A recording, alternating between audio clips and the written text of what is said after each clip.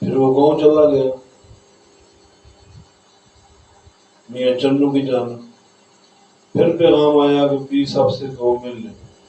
تو وہ کہتا ہے پیر صاحب سے بولنے کہ میں تھوڑا دور ہوں، میرے لیے آنا مشکل ہے. تو پیر صاحب نے آگے سے پیغام دے بھیجا 750 قدم ہی تو ہیں. 750 قدم ہی تو ہیں، تو اتنا نہیں چل سکتا. اس پر اس کو یہ پیغام ملا تو وہ ڈر گیا اور وہ چلتا پیر صاحب کی طرف ہے. واقعی اتنے قدم تھے، بالکل قریب تھا. پھر ایک موقع پر کی دور تھا، بارشیں ہوئی، سیلاب آیا. پیر صاحب نے پھر پیغام دے بھیجا کہ بولے آ کر مل لے. صاحب سیلاب نے فصلیں تباہ کر دی ہیں تو راستہ بند ہے، میں کیسے آپ کے پاس ہوں؟ تو آپ نے کہا کہ میرے کی طرف سے آ جا، پیر کی محبت میں آ جا. 3500 قدم ہی تو ہیں. اب وہ کس رستے سے آیا؟ واقعی 3500 قدم چل گئے. مطلب یہ اللہ والے بیٹھے تھے، ہم زمین تھے، ان کی نظریں آج تک ہوتی ہیں. اللہ اپنے بندوں کو یہ صلاحیت دیتا ہے. تو شاید کہتے ہیں جی کہ جن لوگوں کو اندر سے سفر کرنے کی عادت ہے، اسے تیسری آنکھ کہتے ہیں، تھرڈ آئی، جنہیں اندر سے سفر کرنے کی عادت ہوتی ہے، جو جن کا باطن پرواز کرتا ہے، وہ قدموں کے محتاج نہیں ہوتے، چلنے کے محتاج نہیں ہوتے. تو وہ پہنچ جاتے ہیں اور بیٹھے ایک مقام پہ، اور جو پوری خلقت ہے، جو پوری کائنات ہے، اس کے اندر موجود، انہیں پتہ ہے کہ کس جگہ پہنچنے کے لیے کتنی قدم اٹھانے پڑیں گے، کس جگہ پہنچنے کے لیے کتنے قدم اٹھانے پڑیں گے. کیا یہ راز ہے؟ یہ وہ نظریہ ہے؟ یہ اللہ کی عطا ہے. یاد رکھیں، کوئی بھی پیغمبر، رسول، نبی، ولی، فقیر، ملنگ، درویش، مجذوب، قطب، ابدال، جتنے بھی ہستیاں ہیں، یہ اپنے طور پر کچھ بھی نہیں ہے جو عطا ہے میرے رب کی. اپنا یہ عقیدہ رکھیں. آج خود پیدا کردہ کی صلاحیت نہیں، یہ اللہ کی طرف سے عطا کردہ صلاحیت ہے. پاک نبی دا جو عاشق ہویا،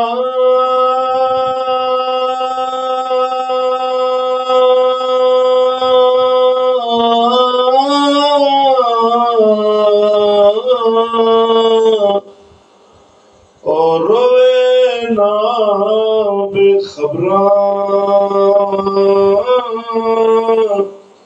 بن نبی دے جو آبد بڑیا، روے وچ کہراں. 323. پاک نبی دا جو عاشق ہویا، جو پاک نبی کا عاشق ہے، پیار کرنے والا ہے، اور روئے نہ بے خبراں، وہ بے خبر نہیں ہے، وہ باخبر ہے. آئے آئے آئے، وہ بے خبر نہیں ہو سکتا. نبی پاک کا عاشق اور بے خبر ہو، ایسا ہو ہی نہیں سکتا. بن نبی دے جو عابد بنیا، عابد کہتے ہیں پرہیزگار کو. عابد لوگوں کے نام بھی ہے، عابد کے معنی ہے پرہیزگار. اور جو نبی پاک کی ذات کو چھوڑ کر پرہیزگاری اختیار کرتا ہے، اور روے وچ کہراں، کہر کہ میں نہیں ہے، اس پر مصیبت کا آ جانا. کہر مصیبت کا دوسرا نام ہے. اس کا مترادف، کہر کا مترادف مصیبت ہے، کہر کا. تو یہاں شاید بڑی سیدھی سی بات کہہ رہا ہے کہ جو رسول پاک صلی اللہ علیہ وسلم سے پیار کرتے ہیں اور جو عاشق ہوتے ہیں ان کے، وہ بے خبر نہیں ہوتے، وہ بے خبر نہیں ہوتے. محترم میرے پیارے بھائی، میری جان سے پیارے بھائی، پیار کرنے والے بھائی، وہ کبھی بے خبر نہیں ہوتے جو پیار کرنے والے ہیں، محبت کرنے والے ہیں. اور جو کہ جی کہ میں معاذ اللہ استغفر اللہ، اللہ اللہ اللہ کہتا رہے، شرک شرک شرک شرک اس کا پہاڑا ہو، جیسے 2 دنے 4 تو 2 3 6 2 چوکے 8 سے 2 پنجے 10، یہ تو پہاڑ ہے نا میتھمیٹکس کا۔ لیکن جس کا پہاڑا ہو شرک شرک شرک شرک شرک شرک شرک شرک شرک اور بدعت بدعت بدعت بدعت بدعت بدعت، اس بدبخت کو کیا پتا کہ شرک کیا ہے اور بدعت کیا ہے، اور بدعت کی اقسام کتنی ہیں، بدعت حسنہ یا محمودہ اور بدعت سعیہ یا مذمومہ۔ یہ فرق جسے پتہ نہیں ہے وہ بدبخت ہے، سیاہ بخت ہے، نیج بخت ہے، ذلیل بخت ہے۔ تو وہ جو کہتے ہیں کہ نہیں جی معاذ اللہ سفر نبی ضروری نہیں ہے، بس ایسے بھی بدبخت ہیں جو حج عمرے کے لیے جاتے ہیں، مکہ پاک سے ہو کے آ جاتے ہیں، مدینہ پاک جانا ضروری نہیں سمجھتے، اور اگر ان کے سفر میں ٹور ہو مدینہ پاک کا تو اس جگہ جا کر وہ بے ادبی کرتے ہیں، ادب سے نہیں جاتے۔ تو جو نبی پاک صلی اللہ علیہ وآلہ وسلم کی ذات پاک سے پیار نہیں کرتا، محبت نہیں کرتا، الفت نہیں کرتا، وہ جتنی مرضی نمازیں پڑھ لے، جتنے مرضی ذکر اذکار کر لے، وہ کبھی رستہ نہیں پا سکتا۔ تو وہ جناب اس پر قہر ہوتا ہے، اس پر قہر ہوتا ہے، اس پر مصیبتیں آتی ہیں اور وہ ذلیل ہوتا رہتا ہے۔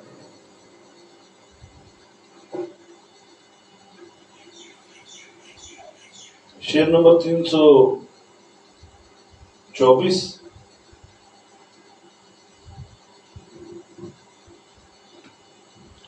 عطروں بدن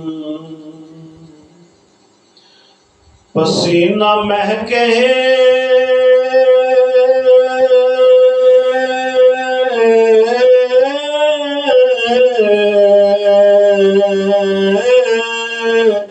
چاندی تے پہ چاندی چمکے،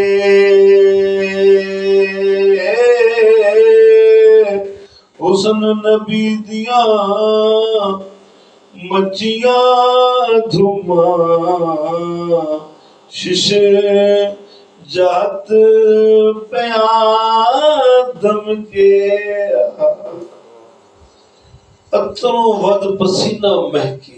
عطر کی تو طاقت ہی نہیں، عطر کو توفیق ہی نہیں ہے اتنا مہکنے کی جتنا میرے محبوب کا پسینہ مہکدار ہے۔ چاندی تے پہ چاندی چمکے، چاندی کے اوپر چاندی چمکے۔ رسول پاک صلی اللہ علیہ وآلہ وسلم کا جو جسم مبارک ہے وہ سفید ہے چاندی کی مانند، اور جو اس سفید جسم پہ آنے والا پسینہ ہے وہ بھی سفید اور چاندی کی مانند، چاندی ہوتے پہ چاندی چمکے۔ شاعر محبوب کا حسن بیان کر رہا ہے۔ حسن نبی دیاں مچیاں دھوماں، نبی پاک صلی اللہ علیہ وآلہ وسلم کے حسن کی دھوم مچ گئی ہے، دھومیں مچ گئی ہیں، شش جہت، فارسی زبان کا میرے بچے، شش جہت 6 سمتوں میں، دیکھو بچے 1 2 3 4 5 6 جگہوں پر میرے محبوب کا حسن چمک رہا ہے۔ خوشبوؤں سے، عطروں سے بڑھ کر پسینہ میرے محبوب صلی اللہ علیہ وآلہ وسلم کا ہے۔ آپ کا جسم مبارک چاندی کی طرح سفید اور گورا ہے، اور اس پر آنے والا پسینہ مبارک بھی اسی جسم کی طرح سفید اور چمکدار ہے، چاندی کی طرح۔ اور میرے محبوب کے حسن کی جو دھوم مچی ہوئی ہے وہ 6 جہتوں میں ہے، 6 اطراف میں ہے۔ یہاں شاعر اپنے محبوب کی شان بیان کر رہا ہے کہ میرے محبوب کا جو رنگ ہے وہ خوبصورت ہے، چاندی کی طرح چمکتا اور دمکتا، اور اس گورے پیارے جسم مبارک پر جب پسینہ آئے، جب اس مبارک پاک جس میں وجود اطہر پر پسینہ آئے تو اس پسینے کی بھی کیا شان ہے، اس پسینے کی بھی کیا شان ہے۔ میں اس کی مثال دیتا ہوں، مثالیں ہوتی ہیں سمجھانے کے لیے۔ مجھے آپ اور ہم سب جتنے یہاں بیٹھے ہیں، درس میں ہم بیٹھے ہوئے، جتنے بھی جہاں جہاں سے تشریف لائے، اگر کام سے مشقت سے ہمیں پسینہ آئے گا تو پسینہ ایک ایسی کیفیت ہے، ایک ایسی چیز ہے جو ہمارے جسم سے باہر آتی ہے۔ تو رسول پاک صلی اللہ علیہ وآلہ وبارک وسلم علیہ نور ہیں، نور ہیں، اور نور کو پسینہ نہیں آتا، لیکن بتقاضۂ بشریت جب حضور کو پسینہ مبارک آتا ہے تو آپ خود بھی خوبصورت چمکتے وجود والے ہیں، اور آنے والا پسینہ بھی خوبصورت چاندی کی طرح چمکتا ہے۔ ایک بڑھیا تھی مکہ پاک میں، بعض روایت میں مدینہ پاک لکھا ہوا، کثرت مدینہ پاک ملتی ہے، کہ اس نے کہا کہ جب محبوب کی گلیوں سے گزرتے ہیں تو بڑی خوشبو آتی ہے، تو میں جاتی ہوں حضور سے کہتی ہوں حضور جو عطر مبارک آپ لگاتے ہیں مجھے بھی تھوڑی سی عنایت کریں، میری بیٹی کی شادی ہے، مہمان دور دور سے آئیں گے۔ وہ چلی گئی شادی بیچاری۔ حضور نے کہا تمہیں خوشبو چاہیے؟ ہاں میں خوشبو لینے، بڑی بھینی بھینی خوشبو۔ حضور پاک صلی اللہ علیہ وآلہ وسلم نے کانچ کی شیشے میں اپنا پسینہ مبارک ڈال دیا اور وہ لے گئی، اور جب تک وہ گھر وہاں آباد رہا، وہ بچی جس جگہ بیاہ کر چلی گئی اس کی نسلوں میں بھی خوشبو، اس گھر میں بھی خوشبو، گھر میں بسنے والے لوگوں میں بھی خوشبو۔ یہ ہے شان میرے محبوب کی پسینے مبارک۔ تو یہاں پر شاید اسی چیز کی طرف اشارہ کر رہا ہے کہ دیکھیں نا حضور کی محبت کی جو دھومیں ہیں وہ ہر طرف مچی ہوئی ہیں، کوئی بھی جگہ اس سے خالی نہیں ہے۔ بڑا نفیس سا نقطہ، اس نقطے کو سنبھالیے گا مضبوطی سے ہاتھوں کے اندر کہ یہ نقطہ پھسل نہ جائے۔ آج بھی حضور پاک صلی اللہ علیہ وآلہ وسلم کی جب شان پاک بیان کی جاتی ہے تو جو ذوق محبت کی قائل ہے وہ آج بھی اپنے قلبوں کے اندر سرور و کیفیت اور مستی پاتے ہیں۔ اتنے 100 سال گزر گئے، لیکن ذرا سوچو پتر، اگر آج اتنے 100 سال گزرنے کے بعد ہماری یہ کیفیت ہے تو جن احباب نے حضور کو گلیوں میں چلتے دیکھا ہوگا، پاس بیٹھے ہوں گے، گفتگو کی ہوگی، حضور کا تبسم دیکھا ہوگا، وہ لوگ کتنے نصیب والے تھے۔ لیکن دیکھیں اگر حضور کے پسینے سے اس بات کو اگر آپ ریسمبل کرو، ملاؤ، تو دیکھو یہ آج جو حضور کا ذکر ہوگا یہ وہی پسینہ مبارک ہے، وہی محبت ہے جو آج بھی مہک رہی ہے، اور یہ قیامت تک مہکتی رہی ہے، اور شاید قیامت سے بعد بھی مہکتی۔ آج کی کلاس کا آخری شعر 6 نمبر 325۔ تک قرآن دی، تک قرآن دی، حسن بیانی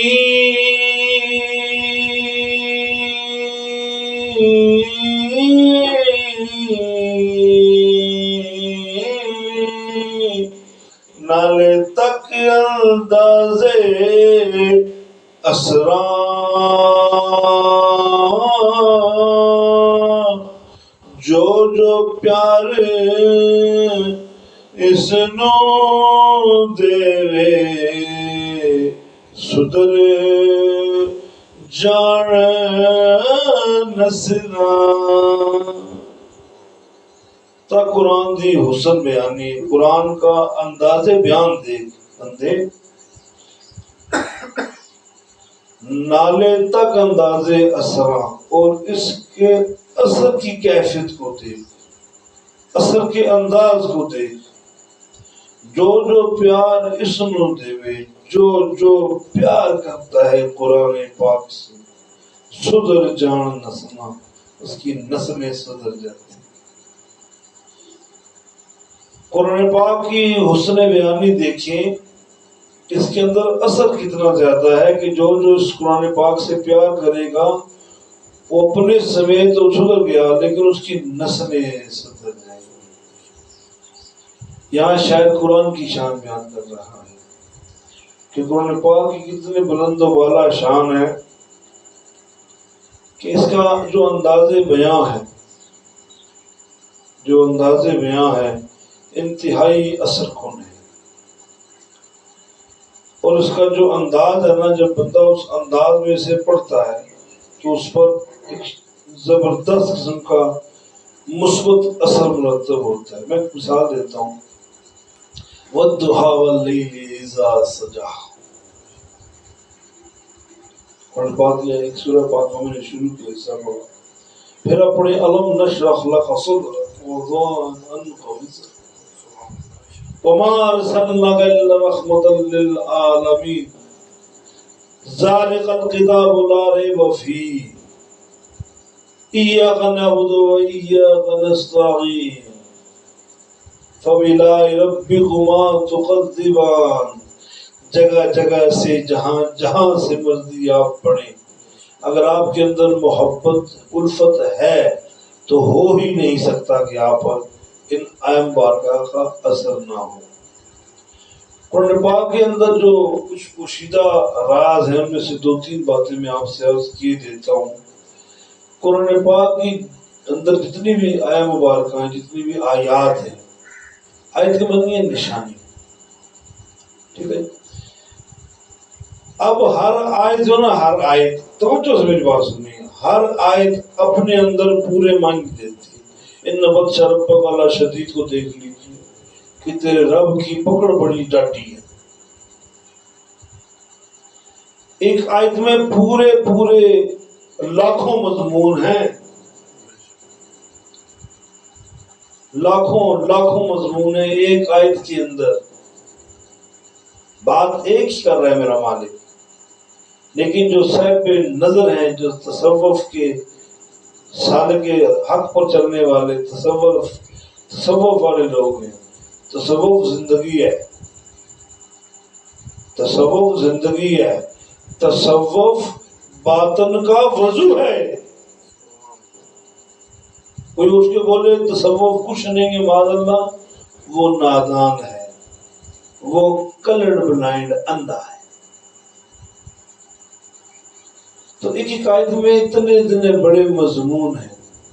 اب جیسے الف لام میم، لیکن پھر آگے الف لام میم کو حروف مقطعات میں پڑھا تو الف لام میم، لیکن اگر آپ پڑھیں گے تو علم نشرح لک صدرک، وہاں الف لام میم الگ پڑھا، وہاں حکم الگ پڑھنے کا، لیکن یہاں پر علم نشرح کر دیا۔ وجہ ہے نا، یہ وجہ سمجھ آتی ہے اہل محبت کو، اور ان کالی سطروں کے نیچے باطن کے راز ہیں۔ ایک تو قرآن پاک یہ وہ ہے جسے آپ نظر سے دیکھ کے پڑھ رہی ہو، ایک ان کالے حروف کے نقاب یا گھونگھٹ کے پیچھے کچھ اور راز ہے۔ صوفی وہاں تک پہنچ جاتا ہے، اور وہی قرآن پاک کی روح ہے۔ ایک آیت میں لاکھوں مضامین ہیں، اور دوسری بات یہ کہ اللہ کا انداز ہے کتنا خوبصورت ہے۔ اگر ایک بات بولی گئی جیسے وراثت کے بارے میں آپ لے لیجیے، تو پھر اگر ایک بات کو اللہ نے لمبا کیا ہے تو پھر آپ دیکھیں کہ ایک آیت کے بعد اگر دوسری کے بعد تیسری کے بعد چوتھی پانچویں ساتویں آ جاتی ہے تو ان کے اندر ایک ترتیب ہے، پورا عنوان مضمون آ جاتا ہے۔